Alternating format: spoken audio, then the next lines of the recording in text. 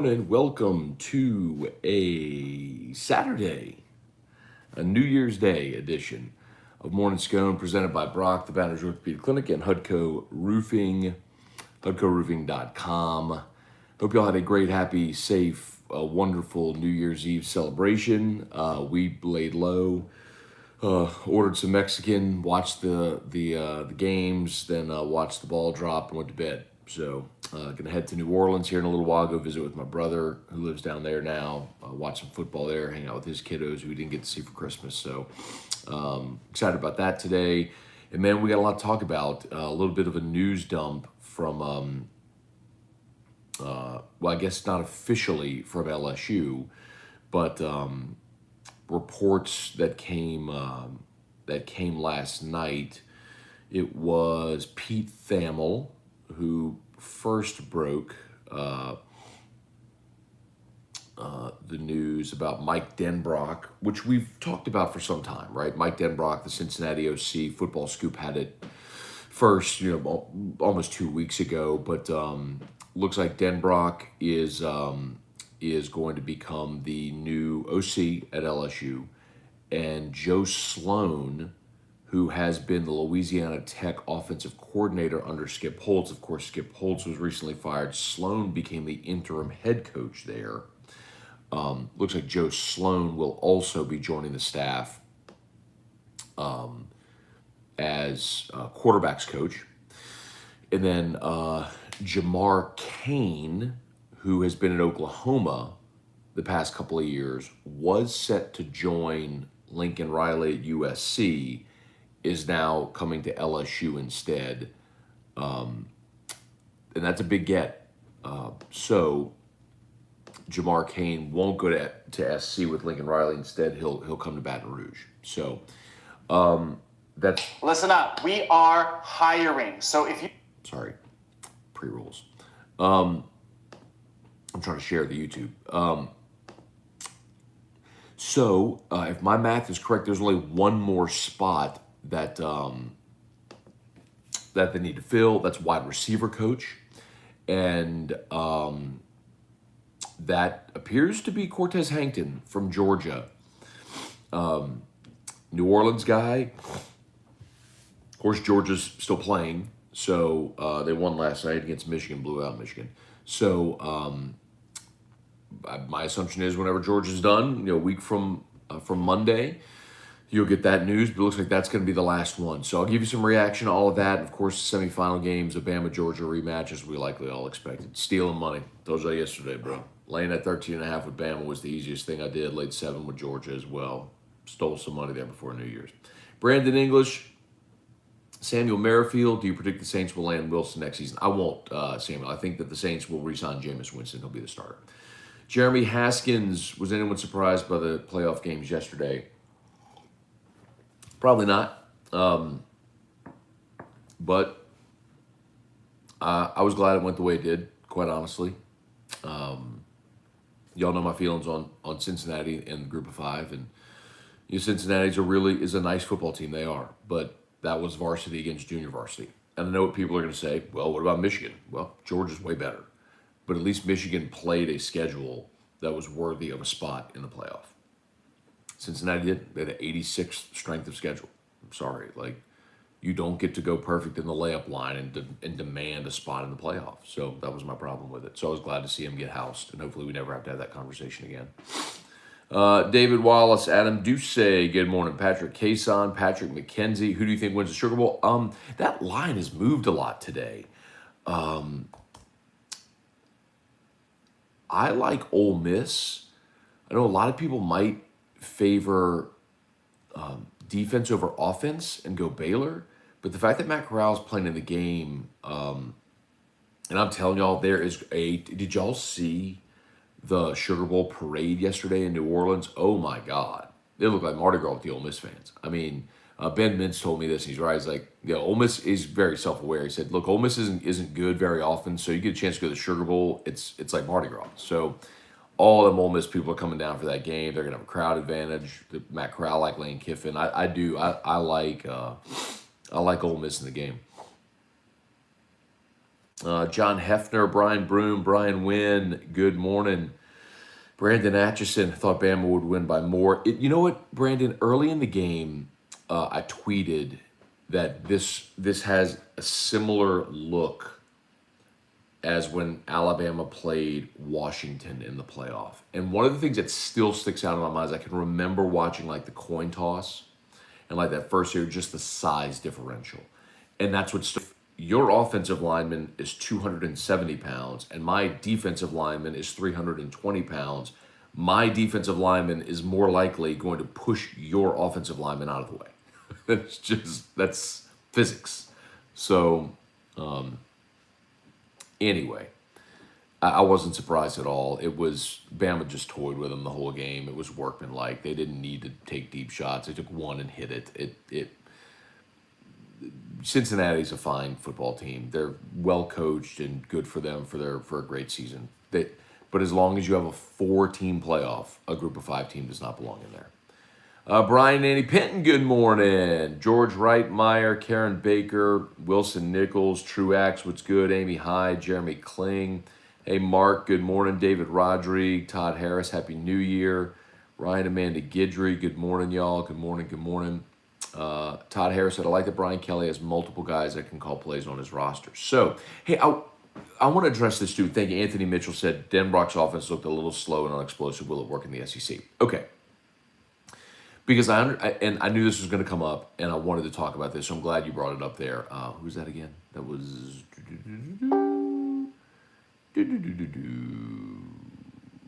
Anthony.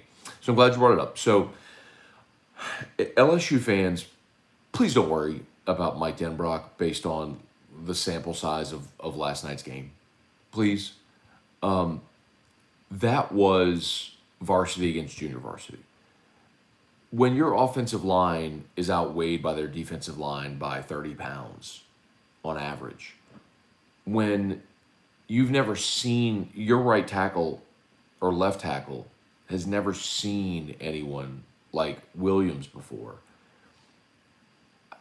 I mean, what do you do? They weren't big, strong, fast, or athletic. I mean, it's just... they were so outmanned in that football game. It doesn't matter who's calling plays. It was just going to go that way. So what I would look at more so is to say, okay, when Cincinnati was punching at its own weight, how did they fare? And they had a top 10 offense in every major statistical category. Mike Denbrock's 57 years old. He worked with Brian Kelly at Grand Valley State and then was also with him at Notre Dame.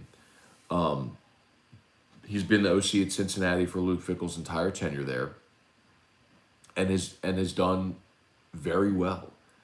When they're punching at their own weight, massively successful. So give him SEC caliber athletes and let him coach them against Alabama and see how it fares. My guess is it's going to look a little different.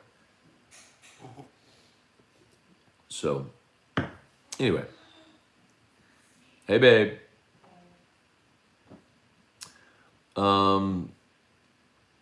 Also, I guess I go and address this. So Denbrock as the OC. Sloan, the quarterback's coach, has been at Louisiana Tech. They're under Skip Holtz. And I got some texts last night from high school coaches in Louisiana. Apparently, so not only is he's 35, so young guy, they say like elite coach, quarterback coach, offensive mind, all that stuff. So I love that you kind of have the young guy, which if you just kind of put the pieces together, doesn't it kind of make sense that maybe you have like the teacher and the apprentice, you have Denbrock and then Sloan in the event that Denbrock would leave for another opportunity or that Sloan could step into that role. He's 35 years old, let him learn the SEC, all that sort of stuff. So he's sort of the young, innovative guy to ride, to ride shotgun. And the other thing that, again, I got several texts last night from Louisiana high school football coaches that said Sloan is an amazing recruiter. And his primary areas for Tech were Baton Rouge and New Orleans. So you got Frank Wilson, back on staff, and we know Frank's a great running backs coach, has been a head coach, his ties in New Orleans, all that stuff. You got Brad Davis, who's from Baton Rouge. You've got Sloan, who was coached up in North Louisiana, and his primary recruiting area was Baton Rouge, New Orleans for Tech. And then when you take it a step further, if they're able to add Cortez Hankton from Georgia, which we'll see if and when that gets done, that's another guy from the New Orleans area. And then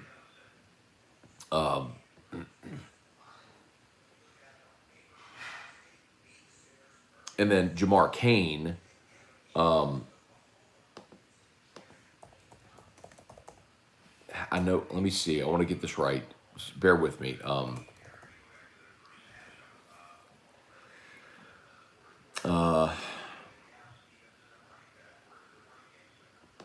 Okay. Jamar Kane.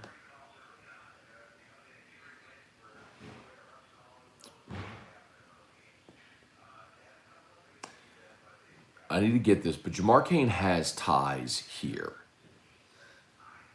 I don't see it in his bio, but he's got some family ties here in Louisiana. But anyway, mostly been a West Coast guy, but man, when you look at what he's done at Oklahoma there as defensive line coach, Nick Bonito, Ronnie Perkins, you're talking about some big time players at OU that he's coached, and for LSU. And so some people have asked about the title running game coordinator. Well, he's the defensive running game coordinator, and the reason you give him that title is to justify a higher salary. So again, he was at OU, he was going with Lincoln to USC, and so to get him away from USC, you had to give him both money and a title. Look at it the other way, like with what Corey Raymond got at Florida. Corey got $820 or whatever, and he got like assistant head coach for the defense or something like that. So money, title, right? That's what it takes sometimes to get those types of deals done. It's what LSU had to do with Brad Davis last year to get him away from Arkansas at the end of the season. So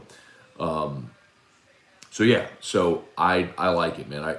I really like what Brian Kelly said, and what it also speaks to as well is I know there's been a lot of sort of nervous Nellies with people wondering why they haven't finished the coaching staff yet and all that stuff.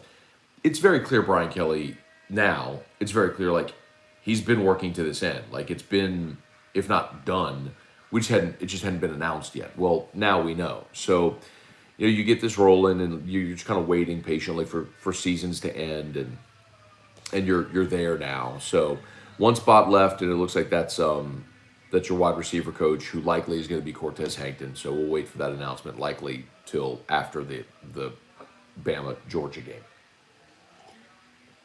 All right, George Reitmeyer, Lance Richard, good morning. Donald A. Mead, Trivia Carter, Brian Greer, Survive 623, good morning. Christopher Smith, good morning. Hudco, Happy New Year. Indeed, going to be a great new year for Hudco. It's actually 1 year ago today that I announced January 1 was when I announced the Hudco partnership.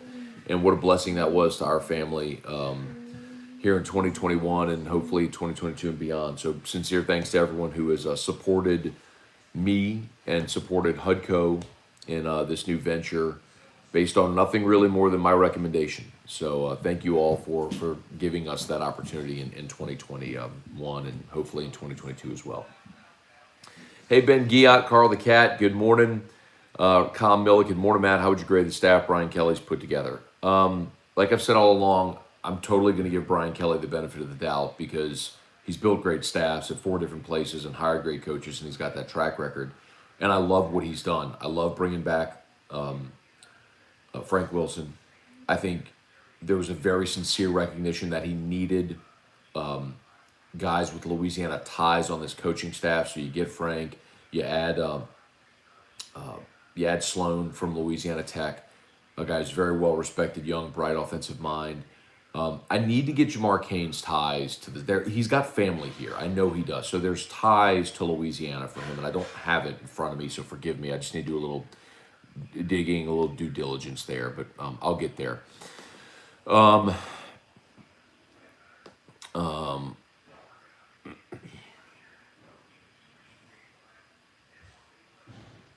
to see if anybody had posted about it. Anyway, So I retaining Brad Davis, we told y'all was going to happen. I thought it was very smart.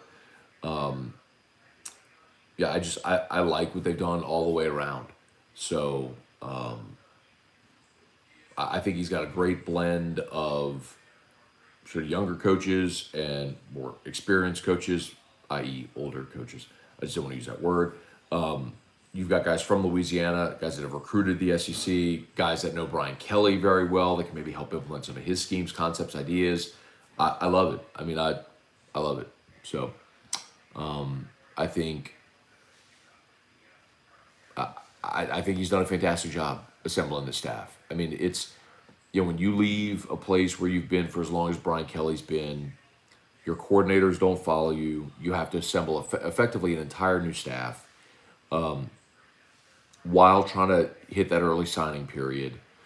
I think he's done a fantastic job. We haven't heard much from Brian Kelly. He hasn't spoken publicly since his introductory press conference, but it's very clear what he's been doing is evaluating the current staff, evaluating the current roster, hiring staff, evaluating the recruiting board, etc., and trying to put this roster together. He's got a lot to do, so I like it. I like it a lot.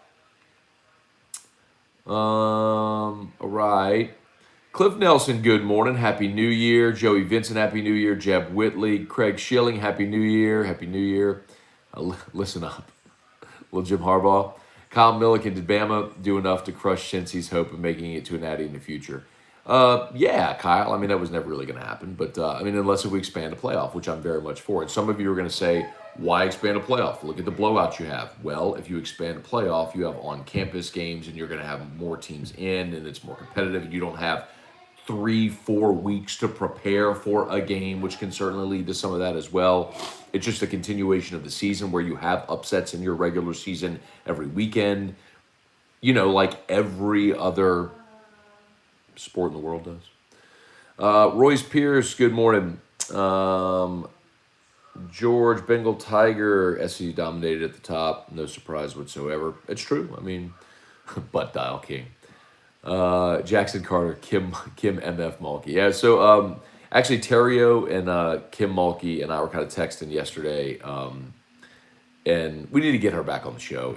I've tried to be super respectful of the fact. I know OTB does a weekly thing with her, but she's trying to promote the program heavily. I understand that, and I know our shows differ in different day parts and all that stuff, but so we'll probably pick a different day and start getting her on regular. I think what we're going to do is have Kim on whenever we can work it in Fridays when Terrio's in with me, which I think would be a lot of fun.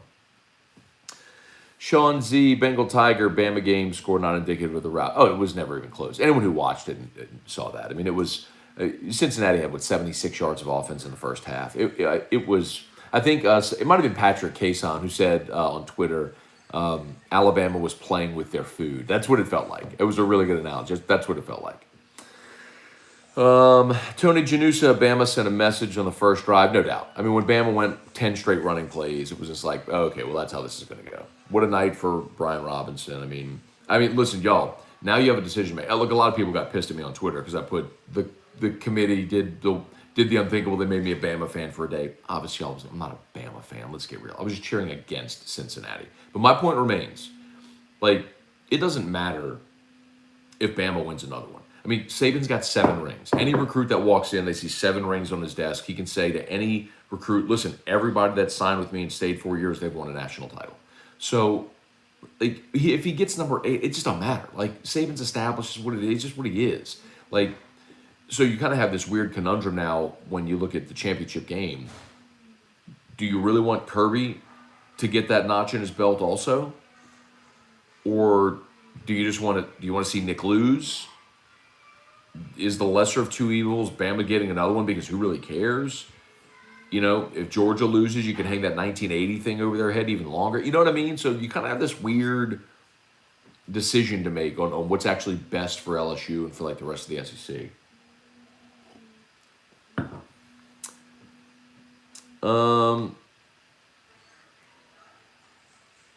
Dwayne Official, Shane O'Mac, good morning. Oh, yeah, that's true. Carl the Cat, Ty Davis Price opted out. That happened yesterday. Well, officially yesterday. If you've been here, I've told you that for weeks that Ty Davis Price was turning pro and wasn't playing in the bowl game. But he just formally announced it yesterday because the team left yesterday for Houston. So obviously with the team leaving for Houston, he wasn't on the bus or the plane. That clarified that. So I think you're still going to hear more, if not opt-outs, more casualties, academic casualties, and guys who are not going to be available for this game for LSU. So, hopefully they can avoid any type of COVID outbreak here before Tuesday and get the game in. But either way, they're going to be very short on numbers. 305 watching there on YouTube. Thank you so much. Only 49 likes. Please do me a solid. Smash that like button. 239 watching on Facebook. Happy New Year to all of you. Appreciate it. Glenn Thomasy. COVID will make this year's NFL games leading up to the Sugar Bowl have a question mark by it. Take Rodgers, Brady out, you get average. Oh, the Super Bowl. Sorry, Super Bowl. Maybe, Glenn. Let's see who's playing, who's not. I mean, it's still the NFL. It's still professional football. Everyone there is a paid professional. The same situations happened last year. You had games on Tuesdays and Wednesdays, and you had quarterbacks out. I mean, the Saints played a game against a team with a practice squad wide receiver at quarterback. Nobody's discrediting Tampa's Super Bowl last year. You just roll out there. Betting all for chances Kirby can finally beat Saban. Well, Georgia did open a slight favorite in the ball game, and if you want Georgia to win that game, you better hope it goes the other way because Saban as an underdog has been mighty good in his career. Sam Bacon, Cameron Hunt. How do you feel about Brian Kelly's search for OC and DC positive negatives? Cameron, I only have positives. I mean, he thought Marcus Freeman and Tommy Rees were going to come with him.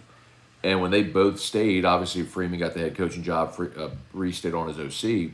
He had to push reset and begin a search while being less than 2 weeks out from signing day, from the early signing period. Like, that's very unenviable. But you're making $100 million, so go make it work. And he did. I mean, I think you get Mike Denbrock away from Cincinnati.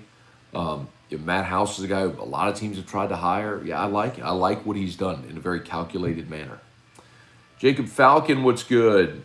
If you haven't mentioned what's the OC's resume, if you mentioned earlier, I'll go back and watch. Yeah, so Mike Denbrock, for those just joining us, he's been at Cincinnati the entire time. Luke Fickell has been there. Prior to that, he was at Notre Dame with Brian Kelly. He was also with Brian Kelly at Grand Valley State. So they're going to run an offense that Denbrock and Kelly are very familiar with, having worked together at two different stops for a long period of time. And Denbrock's offenses at Cincinnati were magnificent. They just played it. They played up. They fought up in weight last night against Alabama. I mean, it was like you can't be a middleweight and go fight light heavy and think that it's going to go okay. It just, there's a reason there's weight classes. So you saw it. I mean, Cincinnati has some very good skill players. Guys are going to play in the NFL, but at the line of scrimmage, they were just murdered last night. So it's what it is. I'm not going to judge Mike Denbrock's offenses on that one game sample. It would be stupid to do so. Scone with Baylor made a more competitive matchup. Yeah, Chandler, they would have. Todd Harris, let's go. This is just different than we're used to as LSU fans. Brian Kelly is not to get out coach. This feels like an elite staff coming together. John Hilburn, Lonnie Huval, Brandon Atchison, R.I.P. Betty White. How about that? Betty White died yesterday, 99 years old. I kind of feel the same way about that. As many of you asked about John Madden, and I said, look, I'm not going to mourn. The man was 85 years old and lived an amazing life. Same with Betty White. What a life, what a legacy. I mean, generationally, how many people have loved Betty White? With her long career, I mean, staying active in that all the way up until her death. I mean, she was in that Snickers commercial a couple of years ago. You know, I mean, she was phenomenal as a comedian, a comedic actor. I mean, she was magnificent. So, by all accounts, a wonderful human being. So, may she rest in peace. But a life to be celebrated, not mourned. Jason Rivas. Hola, ¿cómo está? I mean, that's not exactly how you spell it, but okay. Happy New Year. Hey, Aunt Sharon, good morning. Happy New Year. Shelby Kelly, love the moves Brian Kelly's made. You can see the ship has a captain with a compass. Yes. Steven Stickinger. How are the Saints looking for tomorrow regarding COVID absences?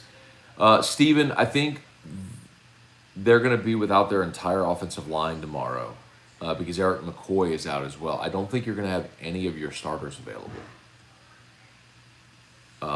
Maybe Ruiz. I think Ruiz might be the only starter available.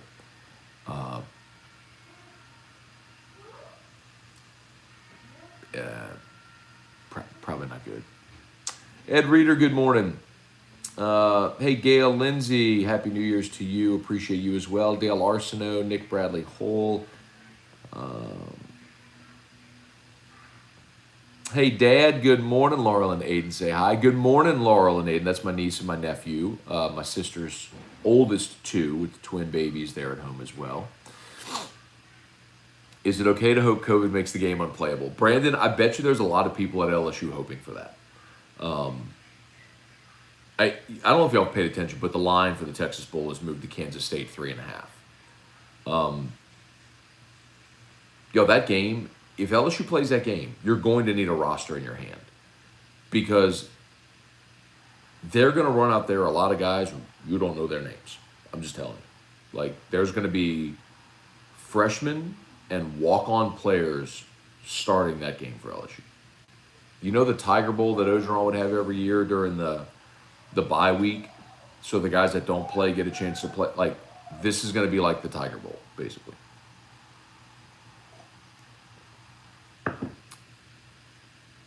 Oh, COVID making the Natty unplayable. Got it. They're going to play that game. Is Kyle Caballero, is John Trey going to be quarterback in the bowl game? Yeah, I think so. I mean, I told y'all last week, Matt O'Dowd, the walk-on quarterback, was on crutches last week. I don't know that he's physically going to be able to go.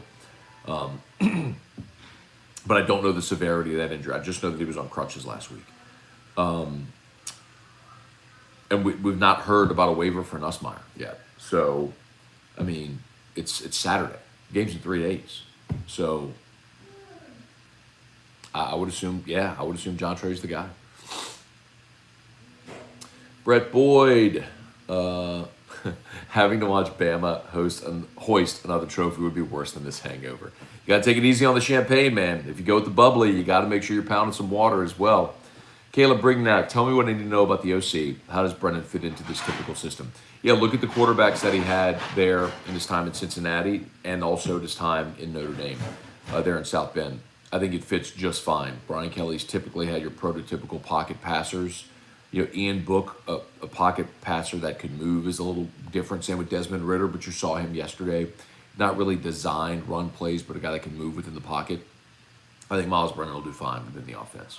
And I think, honestly, it's one of those things, Caleb, where when you're the OC and you have a veteran quarterback like that, you fit your offense to the strengths of your quarterback, which any good OC would do, and I think Denbrock would.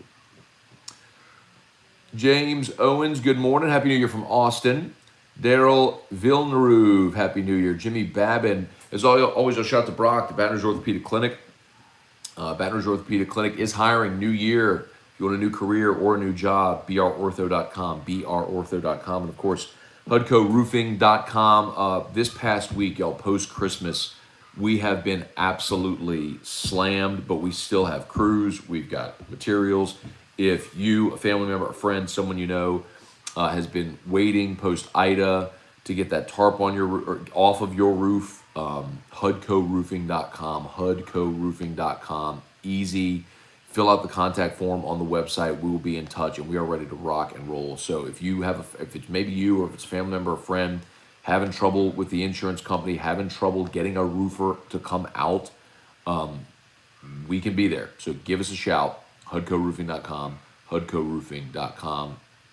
I'll go ahead and pin the HUDCO website there in the comments as well for all of you. So, pin, boom. Okay. Let me get back to my comments where I lost my spot here. On YouTube. Let's see. Duval Production Group. Semifinal games are single-handedly killing the argument for an expanded playoff. See, I disagree with that, Duval Production Group. Because the BCS was the same way. The BCS championship games were blowouts as well. The truth is, when you get to the very top of college football, you have a massive degree of separation. But the question is, who actually deserves those spots? And by the way, if you have a playoff where you have to win 2 or 3 or 4 games, where you have to go through this battle of attrition through a playoff, yes, there's more likely when good teams take a swing at you, a Texas A&M over Alabama can happen. Like an Oregon over Ohio State can happen. Those are the types of upsets that happen in college football. They do happen in college. They're one-offs, but when you give a team 3 weeks with better players to prepare for a one-game sample, that's what happens. So it was no different in the BCS. That's what you're forgetting. So I flatly disagree with the notion that an expanded playoff like that, what happens in these semifinal games kills the idea of expanded playoff. I say that speaks more to the need for an expanded playoff. You say, well, if Alabama plays the number 16 team in the first round, you get a blowout. You get a blowout in the NCAA tournament as well in the first round when a 16 plays a 1. So, man, I flatly disagree with that. I mean, it's the complete opposite. It's why you want to have a full playoff.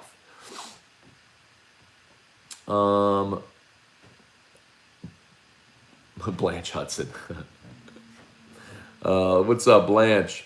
I was thinking that was an ode to Betty White with Blanche from Golden Girls, but that was Blanche Devereaux.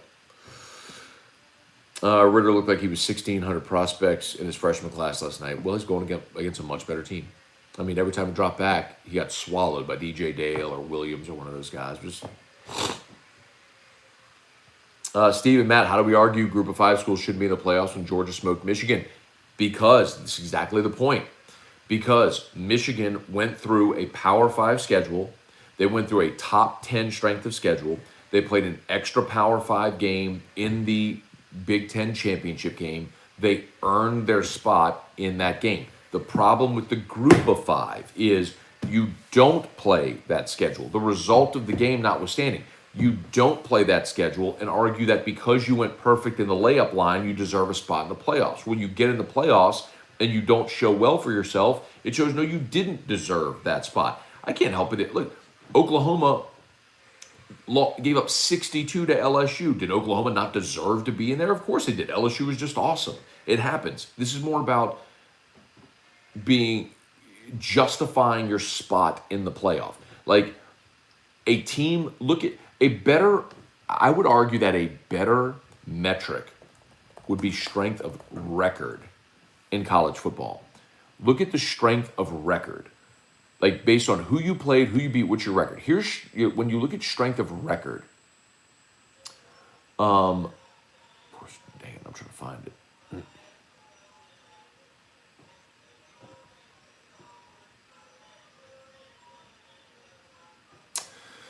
Blah.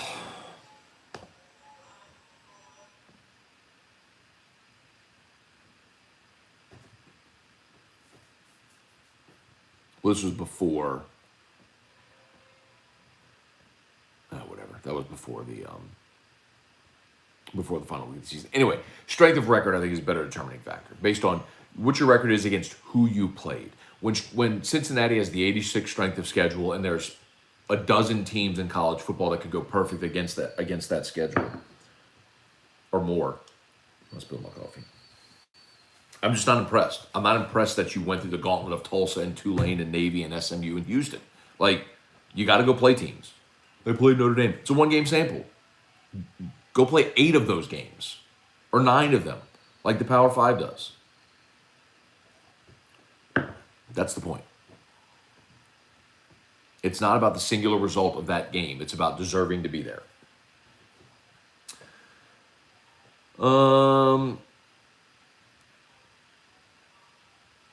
William Hodges, Happy New Year. Short Draw Whitetail, good morning. Don Tomasino. Juan, good. What's up, man? Good morning. Is LSU going to play the bowl game numbers, COVID? We talked about it a little bit as of now. I mean, they got on the plane yesterday to Houston. They're preparing, like the administrators all along have said, they are preparing to play this game. They're just going to be very, very thin on numbers. I mean, it's going to be lighter than it was when they played UCF in that Fiesta Bowl. But of course, that team still had Burrow and anyway. Reed Wilson, Scone, explain why Louisiana fans are idiots because they're crying about the Mike Denbrock hire. I did talk about that a little bit, Reed. I didn't call people idiots, but yes, if you're complaining about or worried about Mike Denbrock off a 1-game sample where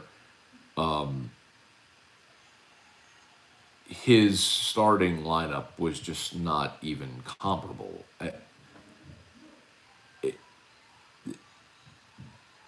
No. Like, I'll say it again. If you're just joining us, look at his body of work when his team was punching at their own weight. When they're playing the other group of 5 teams, they're a top 10 offense in the country. When you step up in weight class, it didn't go well, which is to be expected, which is why there are weight classes. So you give him Miles Brennan and Keyshawn Butte and an offensive line that's full of 4 and 5 stars and dudes that are 6'5", 320 that look like Alabama. Now let's see what you do. I like it. And plus, he's been a successful play caller already in the Power 5. I mean, he did it at Notre Dame. Holy Sal, good morning. Cliff Nelson smashed that like button. Thank you, Cliff. Appreciate the reminder. We've hit 400 watching on YouTube. That is sensational. Happy New Year to all of you. Thank you so much. 185 there on Facebook. What's up, Gary Atchison, Jacob Falcon?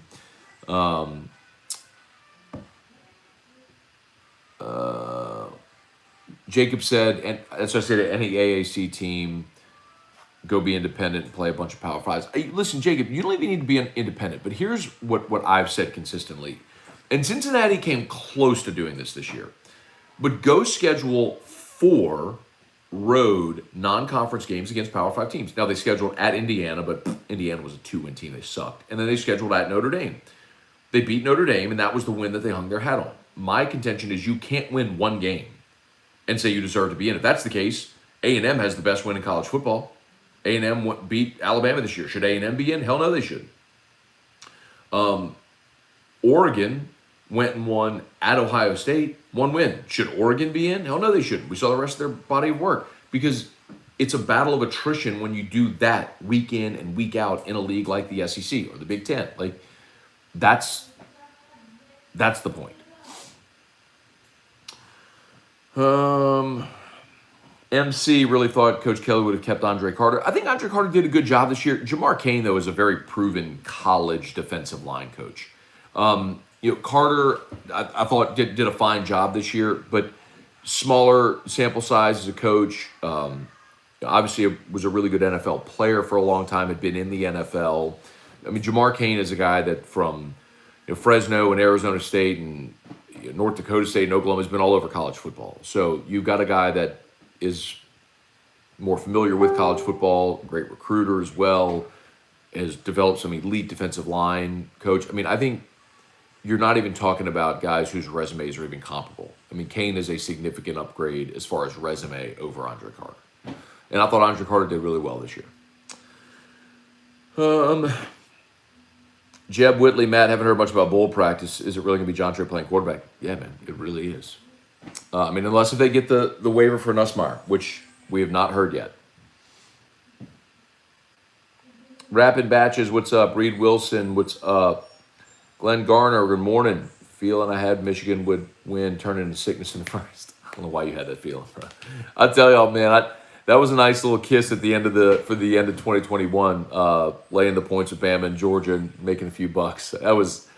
That felt like stealing yesterday with those 2 games. Now today feels a little different if you're wagering. Today feels different just because, man, when you're talking about opt-outs and who's really interested and all that sort of stuff, it does feel very different. Excuse me. Let's look at some of these lines today real quick for those that are interested. All right, so we start off at 11 a.m. with Penn State and Arkansas. Arkansas is a 3-point favorite. Again, motivation, who wants to be there. Arkansas is jacked out of their minds to be in this game. Now, Traylon Burks opted out, and that hurts because it's a big part of their offense. So take that for what it is. Oklahoma State, Notre Dame. I like Notre Dame's a 1-point favorite in the game. I like Oklahoma State. I think Oklahoma State's defense is elite, has been elite this year. Notre Dame, new coach, new staff, all that sort of stuff. I think Oklahoma State's a little more stable. Their defense is better. I like Oklahoma State in that game. Iowa and Kentucky, just play the under. It's 44. If you really want to play. The Rose Bowl, Utah and Ohio State. Ohio State's a 4-point favorite. I like Utah in that game. Ohio State with the opt-outs at receiver, I think does limit their offense. And I think Utah will be massively motivated to be in this game for the first time ever. Is the stage too big for them? I don't know, but I like Utah in that game. They're catching 4, so I'd probably play Utah on the points, but I think they win the game outright if you want a money line play. And then I do like Ole Miss against Baylor tonight as well. Ole Miss will have the crowd advantage. I know Baylor's defense; they're super well coached. We know all that. But Matt Corral playing emotional leader. I think Ole Miss has the firepower offensively, and Lane Kiffin is a great coach. I think Ole Miss will win that football game. So it's a virtual pick. It's Ole Miss laying 1. So that's how I see it today. Tad Page, good morning. Wrap in batches. Happy New Year. Good morning. Good morning. Good morning. About to enjoy the parade of roses. I know that's Matt's favorite activity today. For those that missed it, we had a conversation yesterday about the Rose Bowl and the parade of roses and how it affects all of college football. My point was, because we were talking about the semifinals being on New Year's Eve, and I was like, it's absurd because the parade of roses and the Rose Bowl don't want to move off of their traditional New Year's Day spot, and the Rose Bowl actually has its own TV deal independent of the rest of the playoff, and they refuse to move. And that's why when it cycles like this, you have playoff games on New Year's Eve, even though nobody watches them. The numbers were down like 40% the first year that the playoffs were on New Year's Eve. And it's all because of the parade of roses. Anyway, and the Rose Bowl and their unwillingness to move and all that sort of stuff. Steven, what's going on? Kenny Futch. I wasn't surprised Ty Davis Price opted out. You shouldn't be, because I've told you that for weeks. It's been known since the middle of the season that he was going pro. He's got a young daughter. Feels like he's got a support. He's going pro. That was, Merrick Mathern, what running backs are left? Corey Kiner will probably be your bell cow. I'll be very interested to see health on Armani Goodwin. And I guess Trey Bradford, provided he's healthy as well. Those would be your guys. So Josh Williams, you get the former walk-on. Shane O'Mac, what's going on? Short draw whitetail. What's a good whiskey you would recommend someone trying to get something for my dad? How much do you want to spend?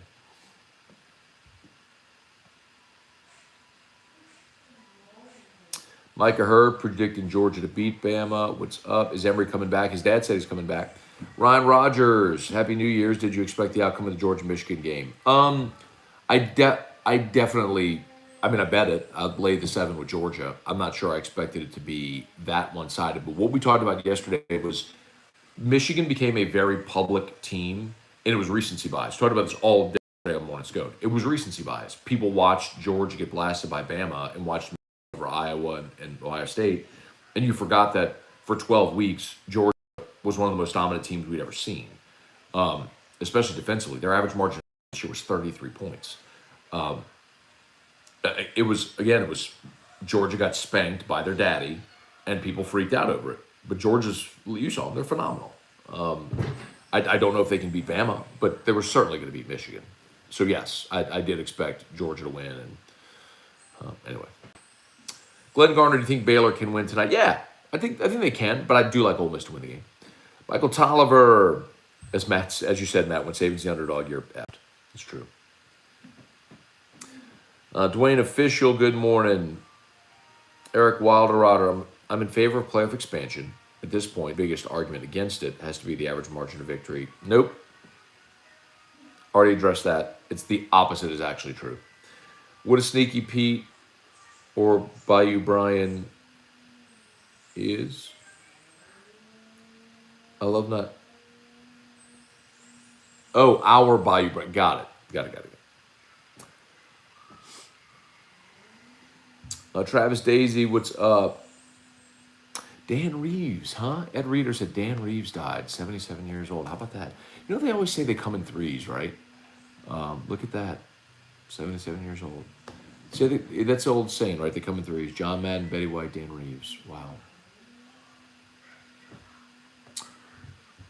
Let's see. Dane Bergeron, we need a HUDCO jingle for 2022. Okay, here it comes, Dane. Ask and you shall receive. HUDCO roofing. HUDCO roofing.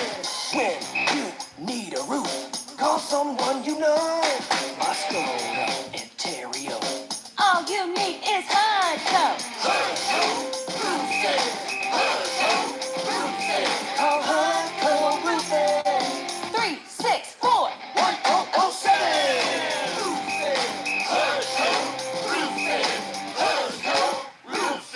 HUDCO Roofing, HUDCOroofing.com. Y'all holler at us. Actually, it'd be really funny if y'all called right now, 364-1007, because that'll ring Tilly, Ontario. There's 432 watching on YouTube, 168 on Facebook. So we've got 600 people watching, right? Which is awesome, by the way. Thank you so much. I'm super grateful to all of you for watching and hanging out. What if like a bunch of you just called 364-1007? Just blow up Terrio and Tilly's phones this morning. That would be so funny. 364-1007, 225. Gary Atchison, Ray Wright, Happy New Year. Elliot Doge. Everyone wants to hate on the new OC who's proven, but wanted Joe Brady back without batting an eye. Thank you. Listen, small sample size, Elliot, and I get it. People were watching that hoping to see a pop against Alabama. You couldn't realistically expect it in that ballgame. Chewy Gutierrez, Charlie Cavell, Shane Henry. Any numbers on what the highest pay scale is? Not yet, Shane. I would assume that the total pay package will be comparable to what it was last year for Ogeron. You're not going to get some of these guys. You're not going to get coordinators for less than 7 figures. So Denbrock and, like, for example, so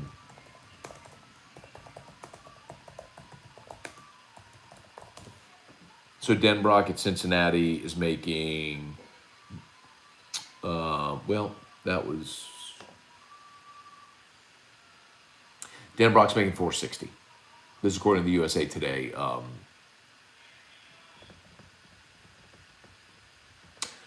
Denbrock.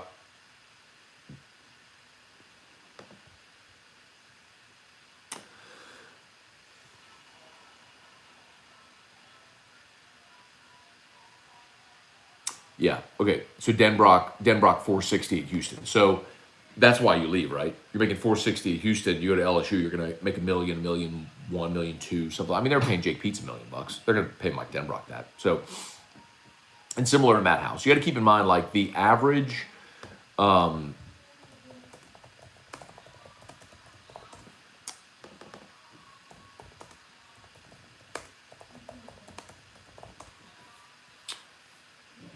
This always surprises people. Matt House is making $650 with the Chiefs. So, which is great living. Don't misunderstand me. But as a linebackers coach or defensive coach with the Chiefs, you're making $650. You come to LSU as the DC, you make $1.2 million, $1.5 million, and you're doubling your salary, right? You're becoming a coordinator, which sets you up to be a head coach if you want to be that. It's a very obvious reason why if you're Matt House or Mike Denbrock, you make that move. Samuel Merrifield, in your opinion, how many teams should be in the playoff? So now the other part is interesting. How would that affect the games in the regular season? Samuel, I would retract to, now this will never happen, by the way. I want to be very clear. This will never happen. I would retract 2 regular season games. I would take away 2 of the body bag games nobody cares about. I would play 10 regular season games, have a 32-team playoff, like, all sports do. That will never happen. I want to be very clear about that, abundantly clear. I do not believe that will ever happen because the reason you play a 12-game regular season is not because of the sacredness of the regular season in college football. It's because you have the gates. I mean, the reason that they have those body bag games is you can pay a team $1 million. You can have, if you're LSU, you have the extra home game where LSU nets $4 to $7 million somewhere there on a home game. Okay, well, it's a gate receipt. It's why you play those games. and fans just have had the wool pulled over their eyes for years, thinking, "Oh, well, this is what you do. You need the sort of easy win." It's bogus. It's nothing but a paycheck. Hang on.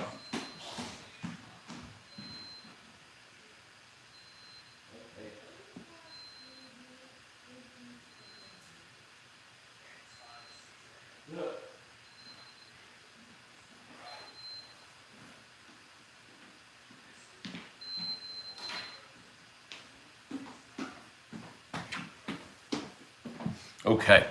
As always, Joe Shot to Brock.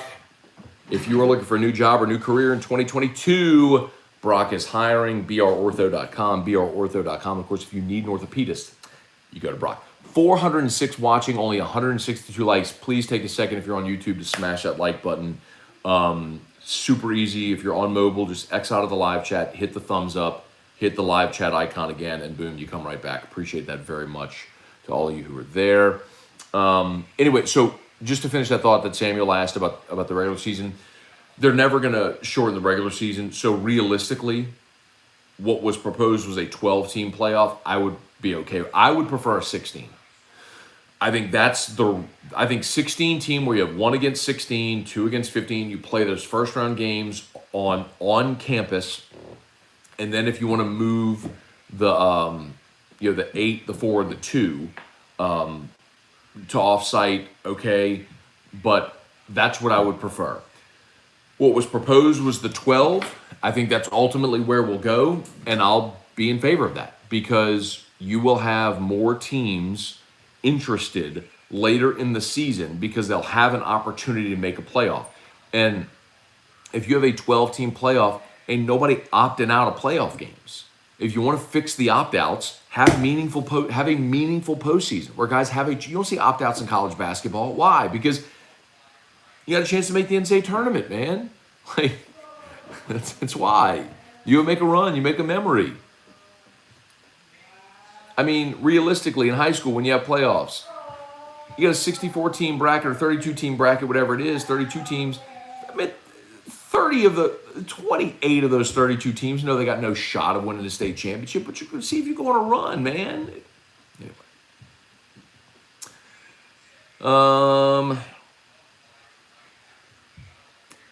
Bebop and Rocksteady. There's always a blowout in the playoffs. Happens every year since college football started. I mean, it would happen in the BCS too. Out to boot. What's up, Matt? I can wake up and brush my teeth. The morning scone, COVID-free. Glad to hear that. Happy New Year. Reed Wilson. I'm just glad LSU finally has a coach who can effectively build a program. And that's kind of the point, right? I mean, it's not just about being a coach. It's about a guy that's a proven, established program builder, established winner, all that sort of stuff. Matt, that'd be cool as hell. I want to see that. I guess you're talking about John Trey at quarterback.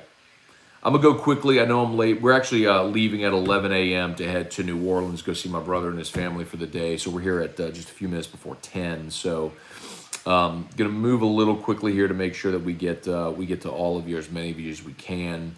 So thanks so much for that. Bo Wilson, no, I'm late. Quick overview on 3 new hires. Denbrock, proven OC, great hire. Scone, quarterback coach, young, brilliant mind. I had a lot of high school coaches from Louisiana text me talking about what a great recruiter he is. His primary areas are New Orleans and Baton Rouge that he recruited for Tech. And, of course, obviously, with Tech being in Ruston, he's got North Louisiana experience as well. And then with Crane, you're talking about a guy who, again, very proven. Sorry, I lost my spot. Proven college football coach, mostly on the West Coast, but was supposed to be going to SC with Lincoln Riley, and LSU got him to stay or to come here instead. Gave him a title. Great recruiter. Developed some great players at Oklahoma like Ronnie Perkins. Very excited about it.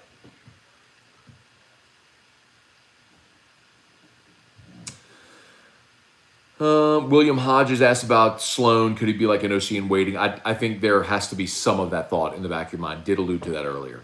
I think this can be an 11-1 team fighting for the playoff. Darian, let's see who is on this roster. People keep asking me for a prediction for LSU for next year, and I keep saying, let me see who's on the roster. You still have probably 20 more roster spots you need to fill. Let me see how that looks, and then I'll tell you how I feel about the team. Ed Reader, did LSU award scholarships to walk-ons to make numbers? Yes. Flatly, yes. Morning Scone, Keith H. Thanks for sharing the pics and vids of Drew. Let's have some Hudco Hustle start the new year. Just did that. Yeah, we shared some on. If you don't follow me on Instagram, it's just at Matt Moscona. Shared some pictures and videos of Drew last night. Our little New Year celebration. So he's holding sparklers. If you want to check that out, you can. All right, I'm gonna go quickly here, y'all. Wow,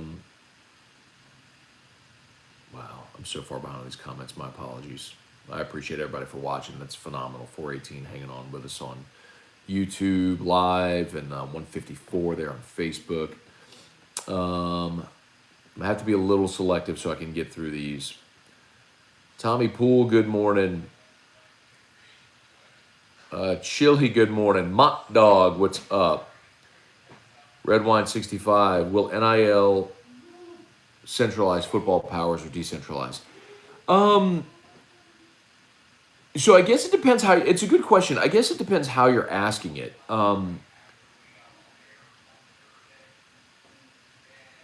Because I think it will further create the gap of the haves and the have-nots, which will cause the separation, which I guess would be a decentralization of the major college football powers that will then in turn centralize among themselves. So it's kind of a yes to both depending on how you're answering. But yes, I do believe it will create a larger gap between the haves and the have-nots. Brandon, what's good? Good job popping the corks last night. Appreciate that, man. Gabriel Fernando, Happy New Year.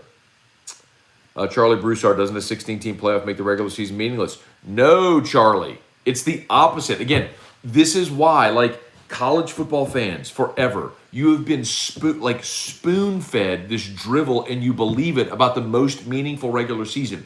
Do you realize how absurd it is that you're Baylor, okay? You're Baylor. You have one of the greatest seasons you've ever had. You win your conference championship. You're a one-loss football team, and you don't even get an opportunity to see if you could make a run and win an at it. Like, college football's regular season is not the most meaningful. It is the most meaningless. It is the only regular season in sports where you can win every game you play and not even have a chance to play for a championship. It is the only regular season where they allow a group of nerds in a room to decide, not based on what happened on the field or the court, but a group of nerds in a room to decide based on whatever metrics they want who gets to play for a championship. It is the most antiquated, stupid thing. Literally, who's that? Charlie? Charlie. Literally, Charlie, going into the college football season with 130 teams in the FBS, there are probably, literally, only about 10 in a given year that have a shot of making a playoff. The other 120, you're just playing out the string. See if you can get into a meaningless bowl game that players are going to opt out of. Don't get me started, bro. Like, college football, like, you are seeing right now. Like, the players in college football are telling you the answer. They're telling you the answer by their opt-outs. They're not interested in playing in these bowl games. So if you don't have a legitimate chance to play for a championship and what you're playing for is the Liberty Bowl or the Music City Bowl or the Mayonnaise Bowl, players don't give a shit about that. They're going to opt out and go make money. They don't any opt-outs from Michigan, any opt-outs from Bama, any opt-outs from Georgia, any opt-outs from Cincinnati? Hell no, because they got a chance to play for a championship. Why is this hard? Why is this so hard for? Well, I mean, I know why it's hard for people. It's hard for people because your whole life you've been told the sacred college football or the most meaningful regular season. Every game counts. No, it doesn't. If I can win every game I play and those people in a room, tell 2004 Auburn about the sacredness of the regular season. 2004 Auburn goes undefeated in the SEC. They don't even get a chance to play for it, and they watch Oklahoma get the crap kicked out of them by USC. Hey, babe. I'm not angry. I'm passionate. There's a big difference between anger and passion. It just annoys me when I hear fans say, college football, sacred regular. No, it ain't. I mean, it's fun. We like to go to the games. We like to go to the stadium. But, dude, by the time you win, but you lose 2 games, you're done. What are you playing for? What are you playing for? Well, that's why it's so meaningful. No, it's not. It's meaningless. You got no shot. What if that were the case? What if college basketball went to a Final Four? College basketball said, you know what? We're just going to a Final Four. We don't need the big 68-team playoff. Don't need it. Send teams all over the country. We know realistically the team that won the A-Sun, they're not winning a championship. So why do we need that? Let's just in college basketball have a Final Four. How would you feel about that? I know what you can't compare basketball and football. Why not? Why not? They do it in the NBA. Look at the NFL. Then look at football. Look at the FCS playoffs. They do it. Oh, you can't do it in major college football. How are fans going to travel? Have on-site games on campus. Next. What do you do with the Bulls? I don't care about the Bulls. Next.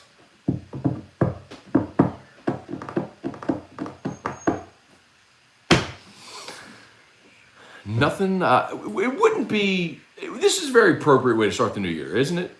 A Scone rant on New Year's Day at 10 a.m. Jared Flyleague, Scott, what's good? Charlie Cavell, Tom Granig, Matthew Windsor, what's good? All right, let me do 5 more minutes. I'm gonna go to the bottom and then go up. Thomas or Zach? Will Ohio State win the title in 2022? No. I don't care if I was playing for a national championship. I'd opt out if I was a first rounder. Okay, you might, but no one else has. You don't think all them dudes at Bama and Georgia are first rounders? All the first rounders, they're all playing. Come on, bro. Jameson Williams, first rounder, he's still playing. Trey Guy, Matt starts the year on fire, destroying the college football playoff. They got Jeff Owen, 16 playoff top 2 get buys. I'm okay with 6. I'd be better with 12. 6 is better than 4. 12 is better than 6. Reed Wilson, LSU needs to finish up with Jacoby Matthews, Trevante Citizen. They better get Jacoby Matthews NIL money, point blank. I've told you that I'm not tap dancing around this anymore. Texas A&M is basically boosters there floated 6 figures worth of NIL deals to Jacoby Matthews, and that's the primary reason why he's considering going there. So LSU needs to get their NIL stuff together with Jacoby Matthews. Whitney Gooden, good morning. And by the way, I ain't mad at Texas A&M for it. That's a system. Use to your advantage. Tyler Collins, what former LSU player do you think would come back to the program in a coaching role? I don't know. I hadn't thought about that much. Who dat? We won't truly see the brilliance of these offensive hires till Walker Howard takes over. In fairness, who dat? Y'all said the same thing about Miles Brennan, and y'all said the same thing about Max Johnson, and y'all said the same thing about Nussmeier. Like, anytime LSU signs a quarterback, he's going to be the greatest thing ever. I'm excited about Walker Howard, and he's a great young kid. Big arm. I get a 5-star, all that stuff. But we've done this before. Let's not put too much pressure on the kid right now. Spurge, what's up?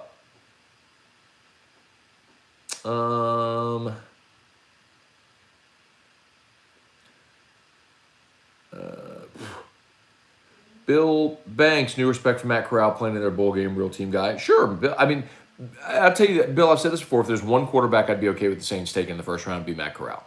I think he can make all the throws, total gamer.